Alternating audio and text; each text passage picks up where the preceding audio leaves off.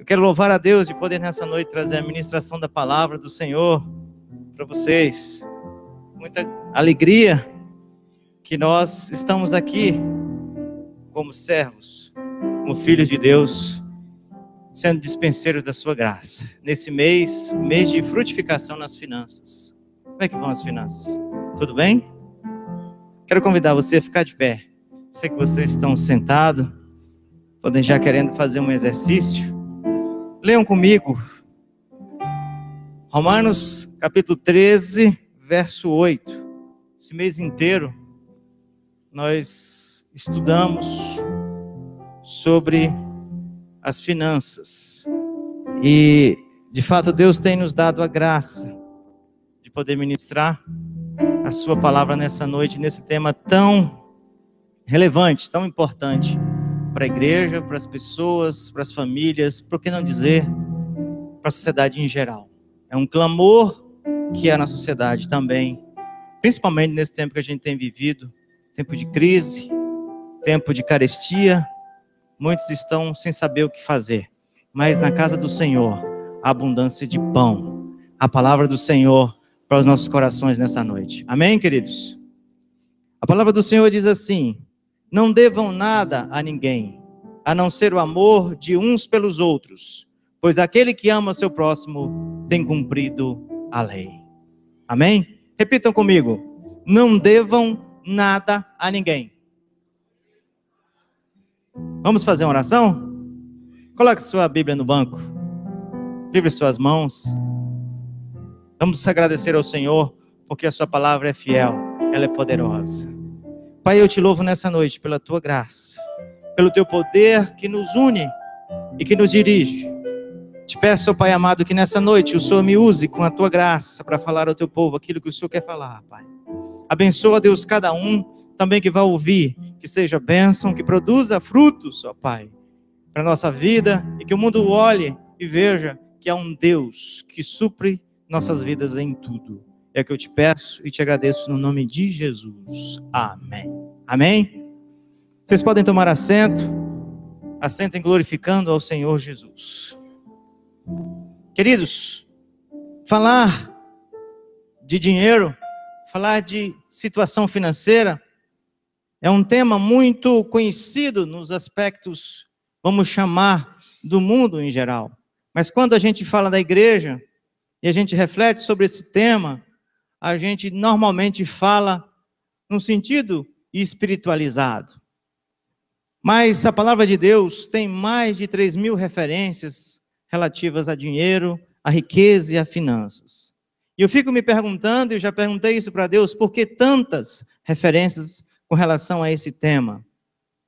E eu percebo, cada vez mais estou convencido de que Deus falou mais de dinheiro e de riqueza na Bíblia do que salvação, do que vida eterna, do que amor para os irmãos, porque de fato é um tema difícil, pastor Irã, de ser vivido na prática. Nós sabemos e trabalhamos com finanças, eu trabalho com finanças individuais, pessoais, trabalho também com finanças empresariais, mas quando a gente olha para a Bíblia, tudo que a gente aprende lá fora está aqui dentro do contexto bíblico. E o texto que eu escolhi para refletir com vocês nessa noite fala sobre dívidas. Esse texto me chama muito a atenção, porque conta-se que na América, um pastor contando que uma pessoa veio assistir o culto como este culto, e ouviu essa mensagem, exato esse texto, e disse: é verdade, eu não devo dever nada a ninguém. E a partir daquela semana, essa pessoa passou a viver uma vida de controle financeiro, passou a sanear as suas dívidas, de uma maneira muito clara, que em 6 meses, ela estava com a sua situação financeira arranjada e organizada. E aí ela veio à igreja e falou para o pastor, eu vim aqui porque eu quero dizer uma coisa para o senhor. A primeira coisa, essa palavra funciona. Funcionou comigo. Segundo, é que eu quero ensinar o pessoal aqui da igreja como é que se faz isso. E eu quero perguntar quanto que o senhor pode me pagar. E o pastor disse assim: calma aí, meu filho, não é assim. Aqui na igreja é voluntário, o trabalho é voluntário. Mas venha cá, vamos ouvir o seu testemunho. E ele contou o testemunho dele porque ele creu na palavra. E isso funcionou para a vida dele. Amém, queridos? Quero começar dizendo para vocês que, de fato, evangelho é se apossar das verdades que Deus tem para nós. É a gente adquirir aquilo que Deus já preparou para a gente como bênção para as nossas vidas. E quando a gente olha para esse texto, Paulo falando para não dever nada a ninguém, se a gente for ler o contexto, nós vamos ver que ele está falando no contexto de governo, de impostos e de dívidas de uma maneira geral. Por quê? O contexto do povo naquela época é que, de fato, havia uma grande imposição do próprio governo sobre a igreja, sobre o povo hebreu. E muitos diziam, mas não é justo, nós não somos dessa mesma terra, a gente poderia sonegar esses impostos. Aí Paulo chega como um grande instrutor de Deus, como um grande discípulo de quem aprendera de Cristo direto. Ele vai dizendo, não, senhores, não é por aí. A gente precisa aprender a não dever nada a ninguém. A única exceção é o amor, porque esse a gente não consegue pagar. Nos dizeres de Pedro, a gente começa a olhar para Pedro e quando ele faz quando Jesus pergunta para ele, Pedro, tu me amas? E 3 vezes Jesus pergunta isso para ele, ele vai compreendendo o tamanho, a profundidade desse amor. Porque na primeira vez Jesus pergunta para ele, Pedro, tu me amas? Esse amor ágape, esse amor sacrificial, Pedro diz, sim, Senhor, eu te amo. Um amor filéu, um amor de amigo, um amor de quando tudo está bem, a gente está perto. Jesus pergunta de novo, Pedro, tu me amas? Ele diz, sim, Senhor, eu te amo. Mas ainda ele não tinha percebido, mas na terceira vez ele percebe que de fato ele não conseguira alcançar aquele patamar de amor sacrificial. Ele diz, o Senhor sabe, ajuda-me, porque de fato a gente não consegue entender esse amor, por isso somos devedores. No amor, nós somos sempre devedores. Eu estou sempre devendo uma visita, eu estou sempre devendo um abraço, eu estou sempre devendo um amor mais próximo daqueles que estão na minha vida. E eu, às vezes, quando olho a minha agenda, eu percebo quanto que a gente realmente é devedor no amor. Então, a única exceção da dívida é o amor. E aí nós olhamos isso e eu pego esse texto para tratar com vocês nessa noite, exatamente do ponto de vista financeiro da Bíblia, como é que a gente vai agir quando as coisas não vão bem. Porque uma vez eu estava pregando numa igreja e falando sobre educação financeira, quando tudo vai bem, quando você está tudo bem, e ao final um menino perguntou para mim, pastor, mas na minha casa não tem dinheiro para o básico, o que a gente faz? E aí eu tive que dar outra mensagem para aquele menino, eu tive que fazer outra mensagem, porque finanças é um mundo amplo, mas nessa noite eu quero tratar com vocês sobre quando as coisas não vão bem. Como é que a gente faz e como é que a gente volta para os trilhos, porque a palavra do Senhor tem dicas, tem o quê? Segurança para nós vivermos uma vida financeira vencedora. Vocês creem assim? Amém? Então, nós sabemos que, de uma forma geral, Deus falou para o seu povo lá no início, em Deuteronômio 28, verso 12, que se eles, de fato, obedecessem à voz de Deus, eles emprestariam, mas não tomariam emprestado. Eles seriam superavitários e não deficitários. Mas havia uma condição. A condição era de que eles precisavam estar dispostos a obedecer irrestritamente à voz de Deus. Porque uma vez que eles entrassem na terra prometida, e aquela terra que eles não plantaram nenhuma planta, que eles não fizeram nenhuma edificação, eles iam herdar das mãos do Senhor. Mas acontece como acontece com todo ser humano, quando a gente tem regalias, quando a gente tem mordomias, a gente tende ao quê? A se esquecer de Deus. E aí Deus disse, olha, quando acontecer de vocês chegarem lá, cuidem, para vocês não se esquecerem. Não se esquecerem de que vocês vão ter dinheiro de sobra, mas vocês vão emprestar aos outros e não tomar emprestado. Essa regra vale para nós, essa regra vale para nossas vidas. Muitas das vezes a gente sabe que a palavra de Deus tem notícia boa para nós, tem promessas para nós, mas nós não nos apossamos dessas promessas. Nós não pegamos a palavra de Deus como verdade para nós. Estou lendo um livro agora sobre Salomão, a história do homem mais sábio que já existiu, sobre finanças. E ali o autor, no início, ele diz: a minha vida mudou quando um amigo meu me disse: por que você não lê o livro de Provérbios, pelo menos um capítulo por dia? Faça isso. E você vai ver que a sua situação financeira vai mudar. Esse homem escreveu esse livro, e esse livro está à disposição para quem quiser ler hoje. Ele disse: minha situação de empresário falido mudou à medida em que eu fui aplicando os princípios de Salomão à minha vida. Escreveu até um livro. Então, quando a gente se apossa como cristão da palavra de Deus, ela vem para nossas vidas de uma maneira muito clara e positiva. Mas antes de falarmos sobre o que fazer das dívidas quando elas nos tiram o sossego, eu quero primeiro falar para vocês de 2 princípios bíblicos sobre finanças. Sempre que falo de finanças, eu me lembro deles, porque é preciso falar deles. Primeiro princípio que eu aprendi sobre finanças é que Deus é a fonte de todos os recursos. Amém? Fala assim, glória a Deus, ainda bem.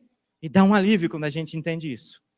Porque, não raro, a gente acha que a fonte dos recursos é o nosso patrão.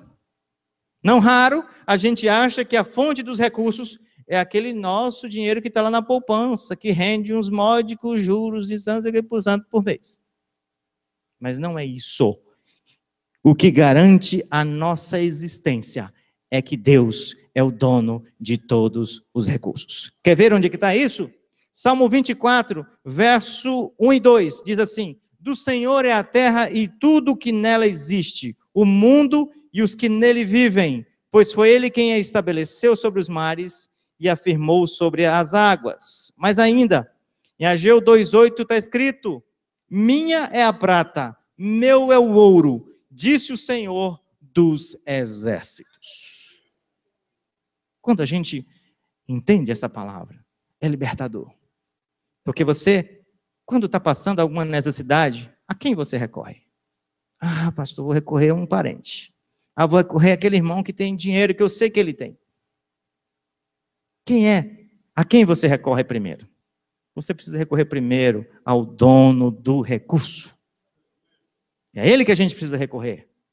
E aí, precisamos confessar a nossa pouca fé, ou a falta de fé, porque muitas vezes a gente recorre ao banco, a gente recorre ao limite do cheque especial, a gente recorre ao cartão de crédito. E às vezes, os juros de 400%, 300% ao ano nos sufocam.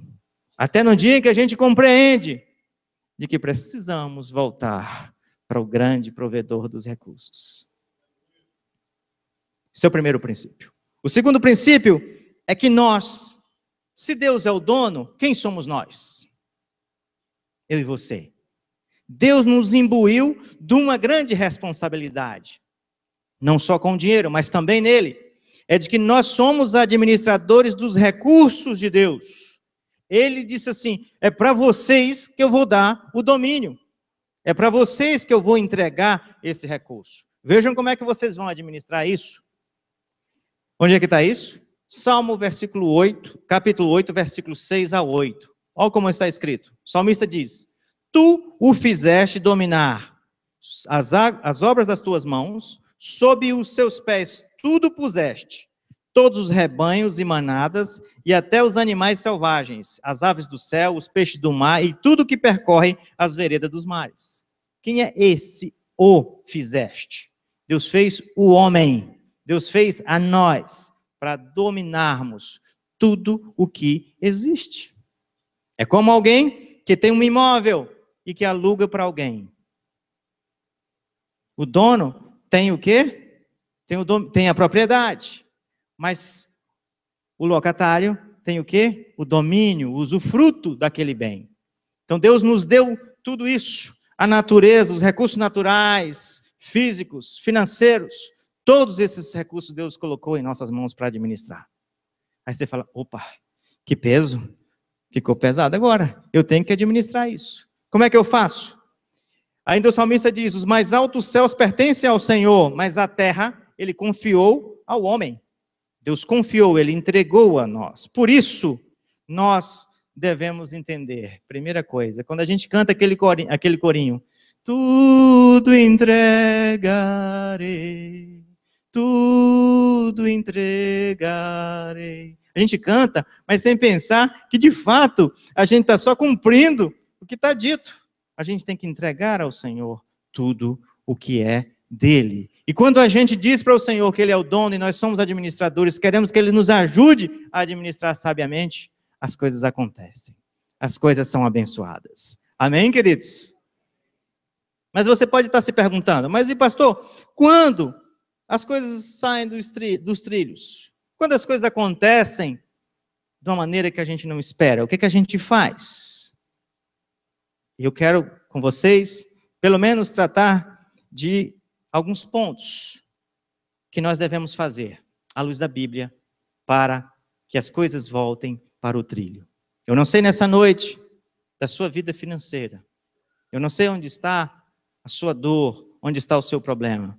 Mas é que Deus, Ele conhece a nossa necessidade.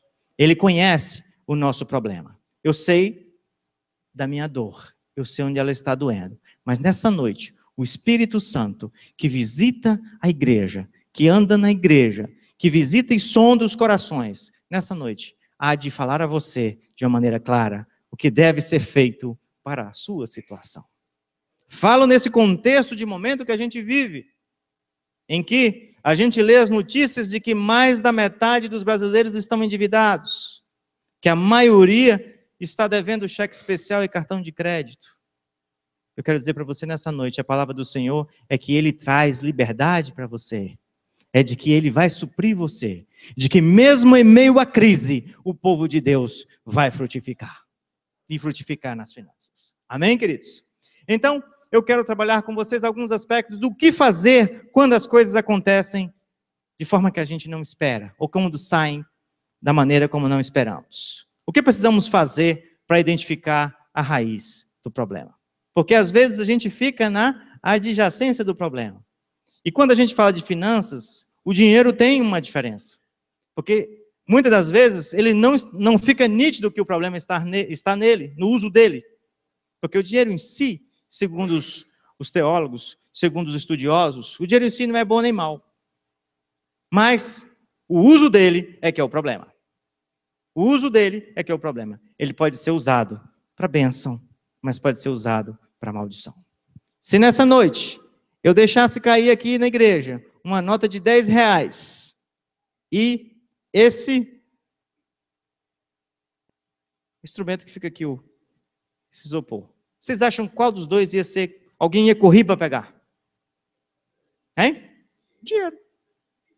Simples, simples assim. Por que o vil metal ganhou tanto valor em Wall Street? Por que os filmes que mais refletem a ganância e o poder estão em nossas casas? Nós estamos vendo esses filmes aí, mas a gente não faz nem nada para mudar essa realidade, porque a ganância continua cada vez mais ganhando espaço no coração humano. Por quê? Porque o dinheiro foi feito para ser servo, não para ser senhor. Porque o nosso único Senhor é Jesus Cristo. O nosso único provedor é Deus. Mas quando o ser humano, lá no jardim, o primeiro homem e a primeira mulher, quando a serpente chega e diz para eles, olha, vocês precisam ter para vocês serem. Prestem atenção, no dia que vocês comerem do fruto, vocês serão igual a Deus. E aquele primeiro homem e aquela primeira mulher acreditaram nessa mentira. E essa mentira vem se perpetuando. Quem disse para você que você precisa ter para ser? Não são seus bens que te definem. Não é a sua conta bancária que te define. A sua liberdade está em Cristo Jesus. A minha e a sua liberdade está em Cristo. Mas essa mentira vem sido perpetuada.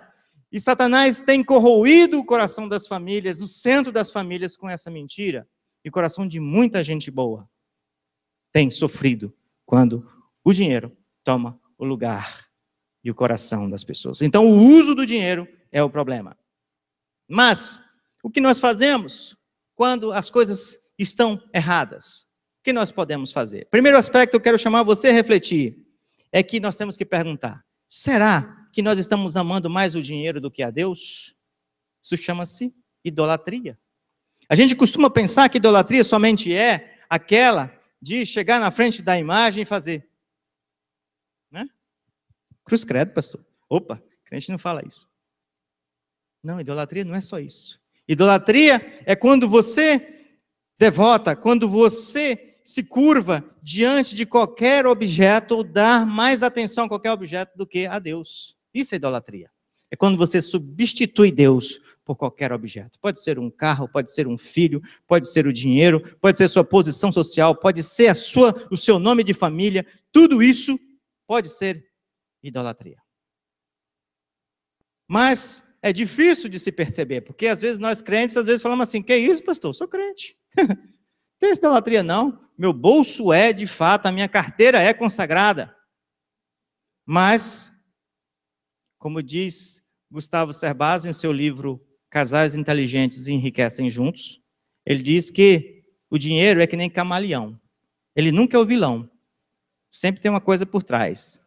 Aí o marido fala assim para a mulher, ué, acabou aqueles dias de amor que você me levava para jantar? Cadê aquela joia que você comprava para mim naquela loja? Ela não percebe que o problema é o dinheiro, mas é a falta de romantismo. O marido fala a mesma coisa, mas mulher, você parou, né, com aquele almoço gostoso, você fazia, né, nas quinta-feira, quando você me esperava, mas não sabe que por trás está a falta de dinheiro, o descontrole financeiro. O dinheiro fica o quê? Camuflado. Ele é o problema, mas ele não é visto. Por isso, nós temos que pedir a Deus que nos dê o quê? Que o seu Espírito venha em nosso coração e venha discernir se de fato a gente está adorando a Deus ou ao dinheiro. É necessário que você faça essa oração. É necessário que você olhe para você e diga, será que de fato eu não estou adorando a mamon? Ao dinheiro? Porque Jesus disse, Mateus 6:24, ninguém pode servir a dois senhores, porque vai odiar um e amar outro, ou então dedicar a um e desprezar outro. Não tem como viver com essa dualidade. Não tem como. Você tem que descobrir onde é que está a raiz da tua motivação. Se estiver em Deus, glória a Deus. Se não estiver, conserte. Traga Deus para o centro da sua vida e sua vida financeira vai voltar para o eixo. Digo isso num contexto em que vivemos no século 21 de materialismo, onde hoje o que importa é ter. Hoje o que importa é parecer. E as propagandas estão aí, nos influenciando a todo momento. Mas você precisa de olhar para Deus e perguntar sinceramente, Senhor, eu estou necessitando que o Senhor sonde o meu coração e me leve para um caminho eterno. Eu quero ir para o caminho eterno. Amém, queridos? Segundo aspecto que eu quero nessa noite também falar com vocês. Quando as coisas vão mal, a gente precisa perguntar, estamos de fato fazendo a vontade de Deus? Também saber a vontade de Deus e viver a vontade de Deus é algo que sempre tem exemplos na Bíblia e a gente fica falando, mas está tão distante de mim. Mas nós precisamos perguntar a Deus. Viver a vida que Deus quer que a gente viva. Viver no lugar que Deus quer que a gente viva. Fazer aquilo que Deus quer que a gente faça. Isso é fazer a vontade de Deus. Mas é fácil saber a vontade de Deus? Às vezes não é. Conta-se o caso de um dono de um posto de gasolina, que uma vez viajou e deixou o posto na mão dos funcionários. E os funcionários, agora administrando aquele posto, falaram assim, bom, a gente podia montar uma lanchonete. Vamos viver também de uma renda de lanchonete. E começaram a vender hambúrgueres ali. Passado um tempo, o patrão volta, mas eles estavam atolados em dívidas. Eles chegam para o patrão e perguntam, será que o senhor poderia fazer um reforço de caixa? Porque nós estamos endividados? O patrão perguntou, mas vocês estão vendendo combustível? Eles já haviam largado essa atividade há muito tempo. Por quê? Porque eles não tinham mais funcionários à disposição para vender combustível. Eles estavam todos fazendo sanduíche. Às vezes a gente tem a presunção de que está fazendo a vontade de Deus, mas não está. Então, por isso é necessário perguntarmos ao dono do dinheiro o que ele quer que a gente faça com esse dinheiro. Você recebe o seu salário todo mês, mas você costuma perguntar isso para Deus? Eu duvido. Vamos fazer a brincadeira do duvido, né? É mais ou menos assim. A gente confia em Deus, a gente é cristão, mas a gente diz assim: Deus, deixa isso comigo, eu resolvo. Depois, quando não dá certo, a gente fala: Deus tem dó de mim, eu me enrolei. Não é assim? É desse jeito.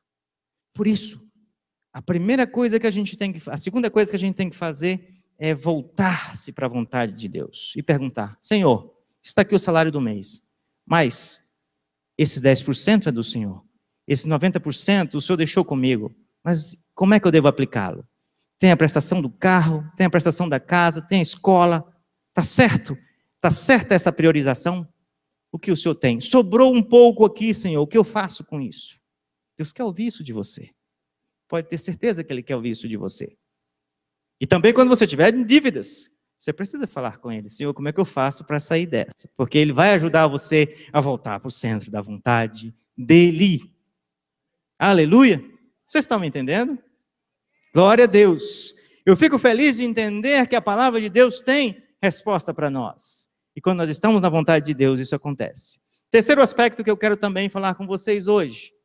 Uma pergunta que nós precisamos fazer: existe alguma dívida? Estamos endividados? Por quê? Porque uma razão de estarmos endividados de vez em quando, às vezes é porque perdemos um emprego, perdemos uma renda, um parente adoeceu. Acontece. Até com as famílias mais estruturadas, isso acontece. Mas às vezes, é o quê? É porque nós não estamos tratando do dinheiro da maneira que Deus quer que a gente trate. Às vezes nós não estamos pagando a quem deve ser pago. Às vezes a gente está o quê? Ganhando dinheiro de maneira leviana. Às vezes a gente está o quê? Subornando. Às vezes a gente está esquecendo do órfão e da viúva. Às vezes a gente está esquecendo de coisas que a Bíblia exige que a gente faça. Jesus, quando para e olha para aquela viúva entregando a oferta no templo, aquelas 2 moedas, você podia se perguntar: mas Jesus, ele diz assim: coitado dessa mulher, 2 moedas, ela podia pelo menos dar uma e ficar com uma. Ou melhor, ela podia não entregar nenhuma das 2, porque ela é pobre. Jesus quebra de vez essa história de que porque eu sou pobre, eu não tenho dinheiro. Porque eu sou pobre, eu não sou abençoado. De jeito nenhum. Jesus olha para aquela mulher e diz aqui, ó: está aqui quem de fato entregou a melhor oferta, porque entregou tudo o que possuía. Essa é a doutrina do Novo Testamento. De que Deus é o dono de tudo. Aquela viúva compreendeu que Deus supria em tudo. Então não precisava ela reter as 2 moedas. Podia deixar, porque Deus ia suprir com bem mais do que aquelas 2 moedas. Vocês já perceberam que às vezes a gente tem pouco e a gente quer segurar? E como a gente segura, a gente não abençoa os outros, não abençoa a casa de Deus, não abençoa a vida de alguém da família, a gente não vê o dinheiro crescer? Porque às vezes Deus está dizendo para você: doe, abençoe, abençoe, e você vai semear e vai frutificar. Porque a palavra de Deus diz exatamente isso. Se há alguma dívida, a gente precisa olhar para a forma como a gente está gerenciando os recursos que Deus nos deu.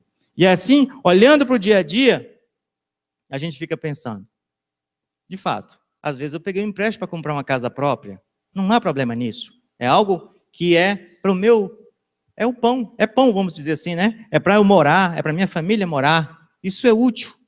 Mas tem coisas que não é pão. A gente está gastando com coisas fúteis. Há uma pesquisa dizendo que as famílias gastam muito por impulso. E os bens mais consumidos são roupas, eletrônicos, calçados e joias e perfumes. Itens que destroem o orçamento, que são supérfluos, mas que às vezes você pode comprar uma vez e passar o semestre inteiro sem comprar. Mas o que acontece é que a propaganda está todo dia em nossas casas, está todo dia em nossos lares, e a gente é bombardeado pelo Deus desse século, que cega os nossos olhos. Me lembro que a primeira vez que eu estive em Nova York, eu fiquei meio tonto, porque há tanta luz de propaganda. Eu falei: Senhor, aqui que é o Wall Street? Quando eu olhei a primeira vez, eu fiquei assim, primeiro o impacto foi esse, no meu coração, uma seguinte sensação: aqui se vende tudo. Aqui, de fato, o Deus adorado é o Deus do dinheiro. É o Deus que é vigente aqui. Cuidado. Porque você sai, em cada lugar que você anda tem uma coisa que você não tem. Mas não precisa. Mas você diz: eu quero. Ah, eu quero. E olha o risco que você põe o seu orçamento e cai em dívida. Nessa noite eu oro ao Senhor para que a sua vida e a minha vida seja blindada dessas mensagens. Seja exatamente protegida pelos céus, de maneira que você olhe e seu orçamento seja seguro no Senhor Jesus. Quarto aspecto que eu quero considerar com vocês nessa noite.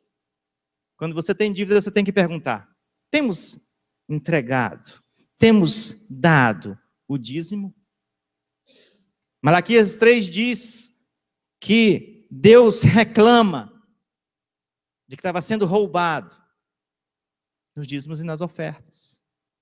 E ele diz: olha, se vocês não entregarem, o devorador, ele vai consumir o fruto da terra, ele vai consumir a vossa vide, mas se vocês entregarem, ele vai o quê? Embora. Ele não vai ter poder sobre o fruto da terra, sobre a vossa vide, e o vosso campo será o quê? Fértil, não mais estéril. Eu estive olhando um dia desses, na chácara do meu pai, o trabalho de uma formiga de roça. Vocês conhecem aquela formiga de roça, a vermelhinha? Oh, o bichinho é difícil. Um plantio de mandioca, um mandiocal, bonito, meu pai tem lá. E eu comecei a olhar de longe, nada, só vi umas folhinhas assim cortadas. Eu falei, o que é isso? Eu fui chegando perto, paz, meus senhores. Eu vi que ela tinha ido no caule e já estava roendo o caule do mandiocal. Chamei o empregado e falei, não é possível. Nas suas barbas, meu filho, vamos dar um jeito nessas formigas. Vamos dar um jeito aqui. É desse jeito com a vida da pessoa que não entrega as primícias ao Senhor. O devorador vem, a formiga vem e rói. E parece que o bolso é furado. Dinheiro entra e sai, mas você nunca usufrui daquele dinheiro. Nessa noite o Senhor vai repreender o devorador. O Senhor vai repreender todo o mal das suas finanças. Porque no teu coração há o coração liberto para entregar não só o dízimo e a oferta, mas tudo aquilo que o Senhor falar no teu coração. Quinto aspecto que eu quero considerar com vocês, já caminhando para o final. Temos sido generosos? Nós sabemos que ser generoso num tempo em que prega o egoísmo e a ganância é difícil. Traços de pessoas que se preocupam com o bem-estar do próximo. A gente vê pouco, mas a gente vê. É nessas pessoas que nós devemos olhar. É para essas pessoas que a gente deve olhar e entender que a palavra de Deus está nos chamando a ser generosos. Em 2 Coríntios capítulo 9, verso 6, o apóstolo Paulo diz o seguinte: aquele que semeia pouco, ceifará também pouco. O dinheiro, assim como os dons que Deus nos dá, eles não foram feitos para serem retidos, para nosso próprio alimento. Você e eu não fomos feitos para nós mesmos. Nós fomos feitos para a frutificação. Por isso o fruto do Espírito.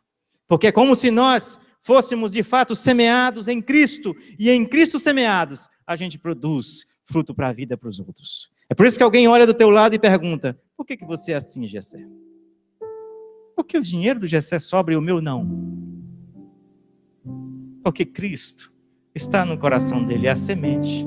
Ele tem a semente, mas ele também é a semente na vida dos outros. Você é canal de bênção. Você precisa entender de que quando você é generoso, você está fazendo o evangelho prosperar. Você está pregando calado, mas o evangelho é pregado. Precisamos considerar de que simplesmente olhar uma pessoa e passar ao largo não é o papel do crente, não é o papel do cristão.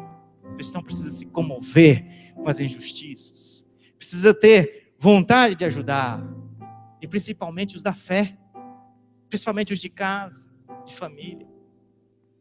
E de vez em quando a gente tem que parar e ver o que está acontecendo ao nosso redor, para que Cristo nos use como canal de bênção que Ele quer usar, e as nossas finanças serem restauradas. Você é canal de bênção. Esses dias me aconteceu algo que eu fiquei pensando muito tempo sobre até mesmo sobre a minha fé em Deus. Eu estava no Rio de Janeiro há 2 semanas com minha filha, e lá, depois no domingo, quando eu deixei ela fazer a prova, ela foi fazer uma prova, e eu saí para caminhar na praia. Naquele caminhar tinha uma senhora com uma filha cadeirante, e eu tinha R$20 no bolso. Só 20 reais. Disse, quem sabe eu sair, vou tomar uma água de coco, alguma coisa assim. Estava frio. Mas parei diante daquela senhora. E aí, ela disse, olha, eu posso vender, eu estou vendendo 2 amendoins por R$1 para tratar a minha filha tetraplégica, com vários problemas. Ela relatou todos. E aquela filha ali, no frio, naquela hora da manhã. E eu falei, eu vou ajudar. Comprei ali 2 amendoins. E dei R$1, que era uma moeda que tinha no bolso. E o Espírito Santo disse, você não entendeu? Não é isso que eu quero que você faça. Volta lá, dá os R$20 para ela. Eu falei, mas Senhor, você está brincando, R$20 você tomar ali um negócio. Eu tinha planejamento para esse dinheiro. Eu disse, volta lá, rapaz, entrega esse dinheiro para essa mulher. Eu só sosseguei. Quando eu voltei e entreguei o dinheiro para a mulher, e disse, olha, Deus mandou entregar esse dinheiro para você. Porque foi Ele que mandou. Entender que mais aventurado é dar do que receber, é verdade. Você sente um alívio, você sente que você está exercendo o seu cristianismo quando você ouve a voz de Deus e exerce. É por isso que Atos 20:35 diz isso. Melhor é dar que receber. Você sente uma grande alegria. Sexto aspecto que eu quero considerar com vocês. Temos demonstrado a gratidão de Deus por sua provisão em nossas vidas? Você tem café da manhã todos os dias? Você tem uma cama boa para dormir agora à noite nesse frio? Você tem recebido uma palavra boa, uma igreja para pertencer? Você é grato a Deus por isso todos os dias? Às vezes a gente senta para almoçar e faz aquela oração de elevador. Rapidinho, Senhor, abençoa essa comida, amém. Pare para pensar nisso. Deus tem sido tão generoso com a gente, tão bondoso contigo. Acredite que a provisão de Deus merece louvor, merece adoração. Paulo disse que tinha sido menino e agora era homem. Ele nunca tinha visto um justo mendigar o pão. Eu também nunca vi. Nunca vi. Porque Deus provê as nossas famílias, as nossas casas. Amém, queridos? Portanto, nós precisamos. Seja o feijão. Tá caro, eu sei. Seja o arroz. Eu sei, tá caro. Seja a rapadura. Adore a Deus pelo que você tem no prato. Agradeça a Deus pelo que você tem. Agradeça. Temos sido fiéis no pouco? Eu disse para vocês que há uma lenda, um mito de que quem ganha pouco tem que passar necessidade. Quem ganha pouco não tem condições de ajudar o outro. Isso é uma conversa. Isso é do maligno. Por quê?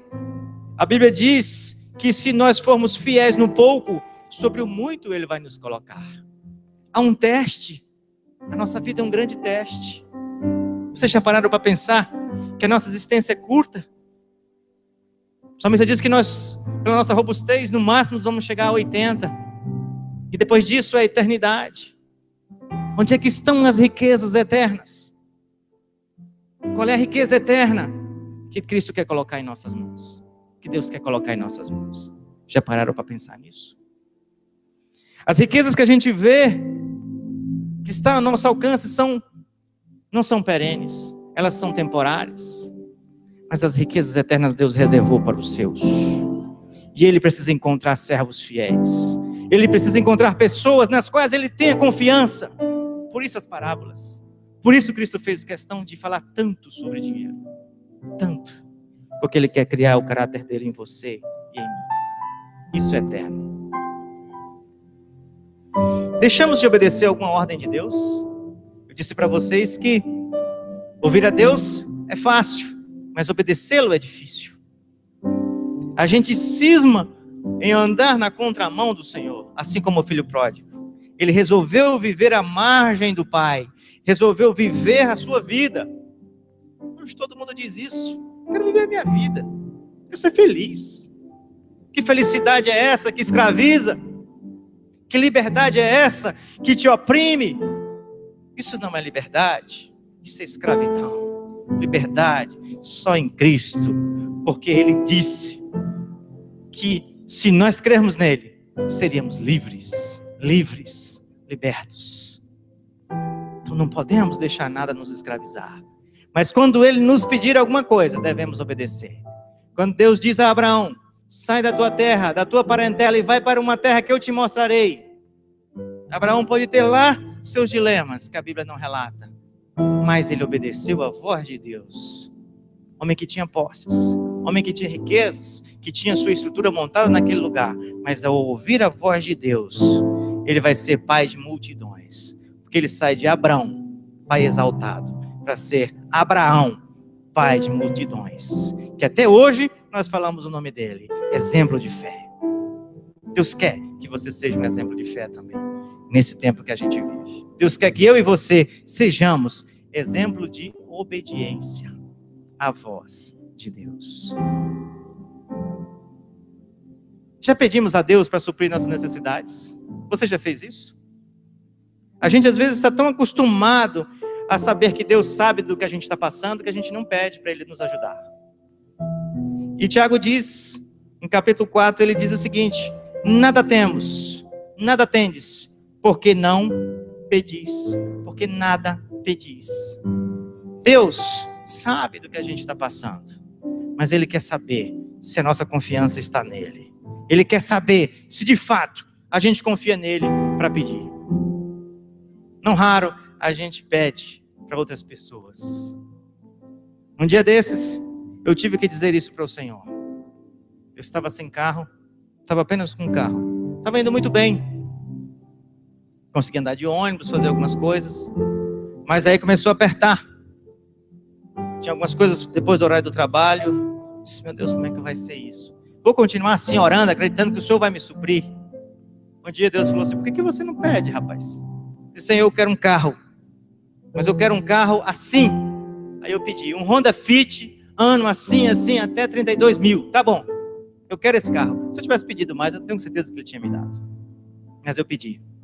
Quando eu pedi ao Senhor isso, no outro dia, alguém me liga e diz, olha, tem um consórcio na agência. Eu pedi um carro de 32, eu só tinha 10 mil. Senhor, eu não questionei a Deus o que Ele ia fazer, eu só confiei. Alguém me disse, olha, tem um consórcio, e a carta é de 32 mil reais e 500. Te interessa? O sorteio é no próximo dia 20. Eu disse, só me interessa se eu ganhar nesse mês. Porque também se tem que ser fé forte. Pode ser qualquer fé.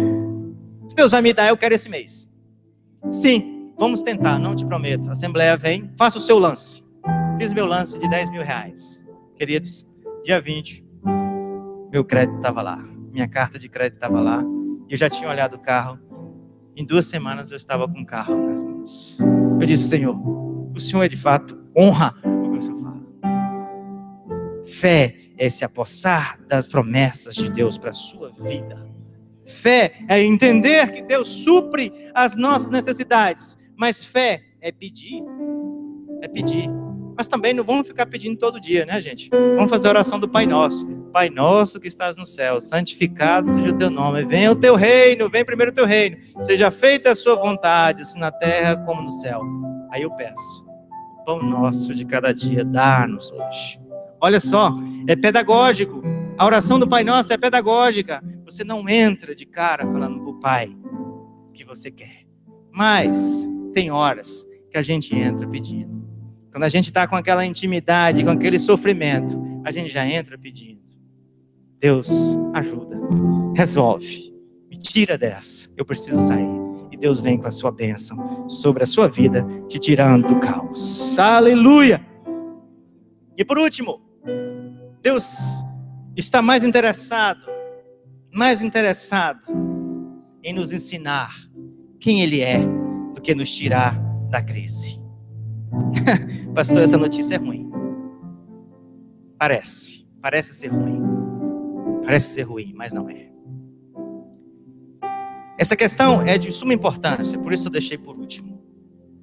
Porque, para nós, é muito mais fácil a gente pedir, quando vai no médico, pedir um remédio para sarar a nossa dor. E é isso que acontece. Os médicos sofrem, coitados. Porque as pessoas, se chegar lá e não ganhar um comprimido, ele já sai bravo.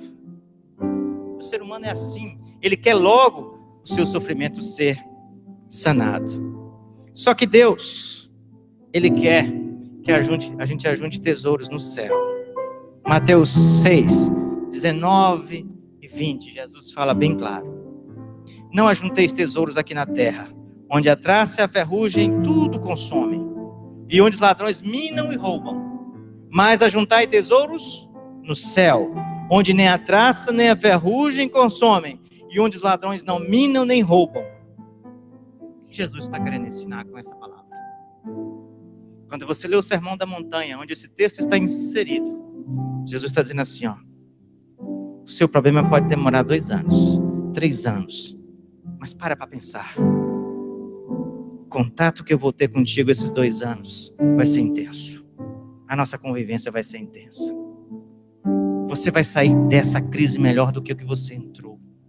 Você vai sair desse problema melhor do que você entrou, porque você não vai confiar no dinheiro. Você vai confiar em Deus. E no caráter que Deus tem, Ele não pode negar-se a si mesmo. Deus não muda. Deus é imutável. E aí você fica querendo sair da crise, mas eu quero dizer para você: permaneça na crise por uns dias. Aguarde em Deus. Ele vai te ensinar algumas coisas que são eternas. E essas são fundamentais. O amor não se compra com dinheiro. Um lar não se compra com dinheiro. Saúde não se compra com dinheiro. Não se compra com dinheiro. Não se compra com dinheiro felicidade. Não se compra com dinheiro o céu. Não se compra com dinheiro a eternidade. Os ricos aqui dessa terra não serão os mesmos ricos do céu se não reconhecerem que o Deus do céu é esse Deus da Bíblia. Enquanto o dinheiro não estiver dominado pela palavra, ele vai dominar seu coração. Mas nesses dias de crise, nesses dias de tristeza, de sofrimento e às vezes até carência, necessidade mesmo de alimento, Deus quer trabalhar o teu caráter e o meu. Tenho parado para pensar muito nisso, de que Deus trabalha muito em nós, muito mais na carência do que na fartura, muito mais no deserto do que lá no oásis. Deus quer trabalhar em você e em mim o caráter de Cristo. Meu pai costumava dizer: meu filho, não vou te dar bens, não espere de mim carro, não espere de mim dinheiro, mas vou te dar 2 coisas fundamentais que te serão úteis para a vida. Primeiro, eu te darei Cristo. Seja crente, seja fiel. Segundo, estude, tenha conhecimento, porque isso ninguém vai te tomar. Eu disse: pai, de fato, conhecimento é bom, mas eu quero uma terceira coisa, e eu tenho orado ao Senhor: me dê sabedoria para poder, de fato, me apossar dessas realidades espirituais. Deus quer criar esse caráter em você. Paulo disse: eu sinto dores de parto até que Cristo seja gerado em vocês. Cristo seja gerado em mim, você é um processo doído. Processo que às vezes leva dias, meses, anos. Eu estou em construção. Não estou acabado. Até o dia que eu passar para a eternidade, eu estou aprendendo. Você está aprendendo.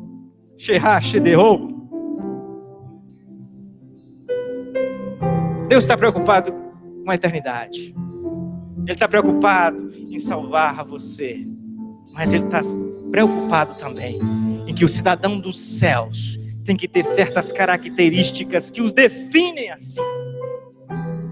A eternidade começa quando você aceita Cristo como seu único Senhor e Salvador. Não se esqueça de que Cristo tem que ser Senhor, não somente Salvador. Porque quando Cristo é Senhor e eu me entrego a esse Senhor, eu entrego toda a minha vida, como eu cantei aqui, eu entregue sem reservas. E é nosso maior dilema, é entregar, é confiar, é obedecer. E a minha oração nessa noite, ao finalizar essa ministração, é que a nossa dificuldade se transforme em confiança. É que o nosso tempo de crise se transforme em bênção. É que você tendo pouco, semeie. É que você tendo muito, semeie. É que você não tendo nada, semeie. Ninguém é tão pobre que não possa semear. E nem ninguém é tão rico que tenha tudo. Conheço pessoas abastadas, trabalho com gente de muito dinheiro, mas que estão carentes da presença do Senhor Jesus. O nosso Deus é suficiente. Ele é autossuficiente. Eu e você não somos. Nós dependemos dele. E por isso que Jesus Cristo nos prometeu cuidar de nossas vidas. E em Filipenses 4,19 está dito: e o meu Deus, segundo as suas riquezas, suprirá todas as vossas necessidades em glória, por Cristo Jesus. Você crê nessa mensagem? Eu não sei o momento que você está vivendo, mas eu quero convidar você a ficar de pé. O seu tempo de crise, não vou dizer que ele vai terminar hoje. A nossa crise a gente não sabe nem quando vai terminar. Os economistas dizem que vem coisa mais difícil. Mas a gente precisa entender, como Abacuque entendeu, ainda que não haja fruto na videira, ainda que a oliveira minta, não haja produto na vide, ainda assim eu me alegrarei no Senhor nosso Deus. O nosso Redentor vive.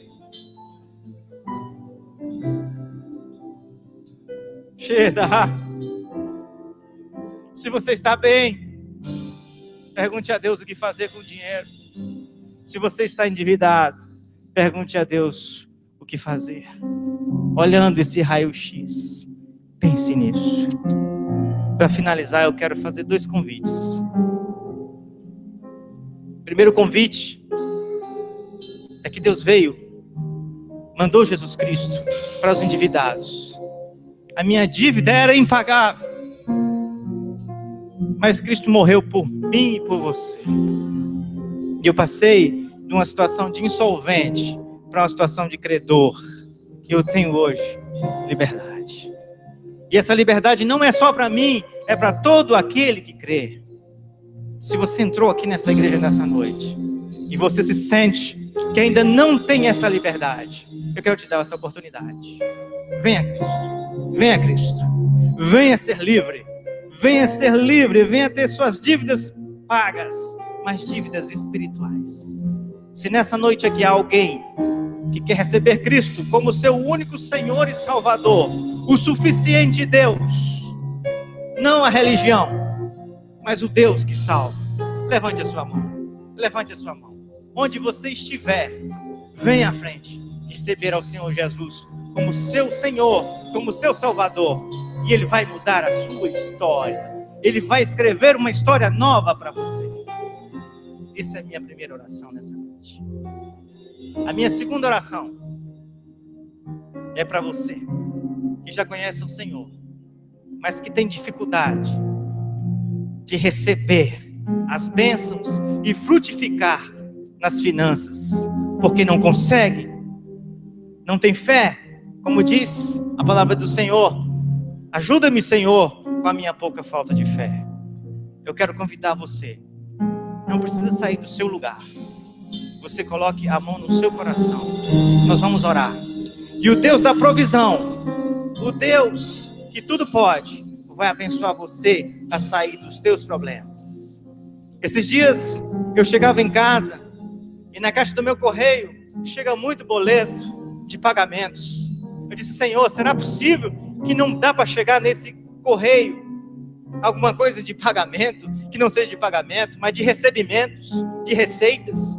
Chove coisa do céu, muda isso. Em poucos dias, minha esposa recebeu um dinheiro que estava esperando. E eu abri, quando eu abri, falei: Senhor, mas o Senhor respondeu. A conta que eu precisava pagar, precisava desse dinheiro. Deus precisa que você exerça a sua fé. Ele quer ouvir isso de você nessa noite. Coloque sua mão no seu coração. Eu vou orar por você. Eu vou orar por você. Pai amado, eu te louvo pela presciência do Senhor. Eu te louvo, Senhor, pela tua palavra viva, eficaz e sempre direita aos nossos corações, sempre correta, Pai. Eu te louvo por cada filho teu nessa noite, Pai, que recebeu a tua palavra. Eu não conheço a necessidade de cada um, Senhor, mas o Senhor conhece e sonda os corações. Nessa noite, com sinceridade, a tua igreja te busca. Ela quer, ó Pai, ouvir do Senhor, ó Pai, uma saída. Eu sei que o Senhor está trabalhando os nossos corações. Pai, que o teu Santo Espírito, ó Pai, se dirija aos corações de cada um deles, ó Pai. De maneira que eles possam frutificar, seja na riqueza, seja na necessidade. Que eles possam em tudo ser fiéis, ó Pai. E que o mundo olhe e diga, que Deus é esse? Eu também quero para mim. Que Deus é esse? Eu preciso dele para mim. E Senhor, que na crise nós venhamos ser abundantes. Que na crise nós venhamos a ser generosos. Que nos momentos em que o Senhor nos pedir algo, que nós venhamos entregar tudo ao Senhor, Shaddai. Que em todos os momentos o Senhor seja o Senhor das nossas vidas. Faça o Senhor entender, abre os nossos olhos para entender que o Senhor é Deus. E ao Senhor entregamos toda a nossa vida e todo o nosso ser. E é por isso que eu te adoro, é por isso que eu te entrego, Pai, a minha vida. Te entrego, Senhor amado, tudo que o Senhor trouxe para a tua igreja nessa noite. Faz em nós, Senhor, o que o Senhor quer fazer. Em nome de Jesus e para a honra de Deus, Pai. Amém. Amém. Deus os abençoe. O que faz o Cordeiro que venceu, o Rei dos Reis, e assentado no trono está, se inclinar e ouvir o louvor e a adoração de alguém tão falho como eu. Senhor, eu sei, Senhor, eu sei, é o teu amor, é o teu amor. Senhor, eu sei, Senhor, eu sei, é o teu amor, é o teu amor. O que faz o Cordeiro que venceu, o Rei dos Reis, que assentado no trono está, se inclinar e ouvir o louvor e a adoração de alguém tão falho como eu. Senhor, eu sei, Senhor, eu sei, é o teu amor, é o teu amor. Senhor, eu sei, Senhor, eu sei, teu amor, é o teu amor. Não há o que fazer pra merecer. O preço foi de sangue, foi o teu amor. Não há o que fazer pra merecer.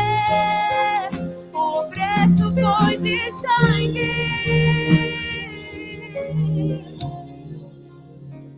O amor de Deus e a graça dele é tão grande por nós, que mesmo não merecendo, ele tem sido tão generoso e tão bondoso, e ele continua a olhar por nós. Que você possa confiar nele, que você possa depositar todos os seus problemas nas mãos dele, que você possa confiar no amor dele e na graça dele. Não há o que fazer para merecer. Foi o amor dele e foi um preço de sangue. Cante. Não há o que fazer para merecer. O preço foi de sangue, foi o teu amor. Não há o que fazer pra merecer.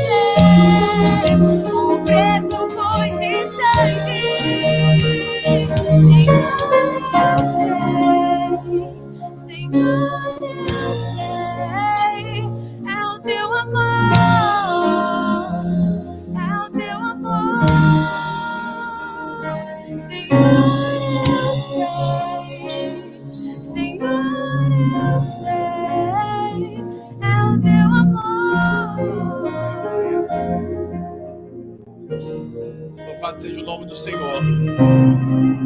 O Rafael e a Patrícia está? Levante a mão. Rafael e Patrícia está conosco? Está ali. Parece que eles querem pertencer à família DS, é isso? Ficar conosco? Já são? Ainda não? Tá ok. Deus abençoe os nossos irmãos. Amém? Sejam bem-vindos vocês. E as irmãs também, a Maria Salvadora, a Maria Rita e a Maria Ferreira, onde estão? Sejam também bem-vindas. Aceitaram Jesus há pouco tempo. Também teve uma criança. A família toda aceitou Jesus, não foi isso?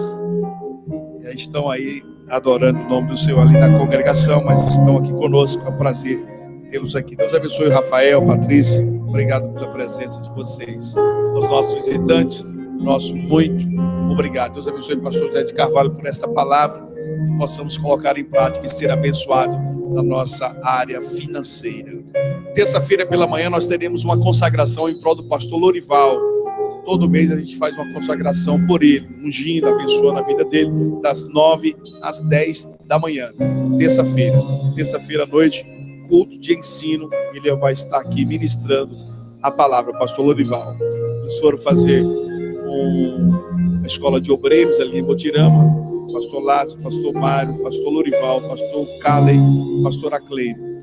Por isso não estão aqui só justificando a ausência, vamos orar por eles. Amanhã eles estarão regressando para Sobradinho. Amém? Que você possa ter uma semana abençoada. Estenda suas mãos. Que a graça de nosso Senhor e Salvador Jesus Cristo, o amor de Deus, nosso Pai, a comunhão e as consolações do Espírito Santo de Deus, seja derramado sobre todos vós, não somente agora, mas para sempre. Todos dizem, dê um abraço no seu irmão, fale para ele, você é um vencedor.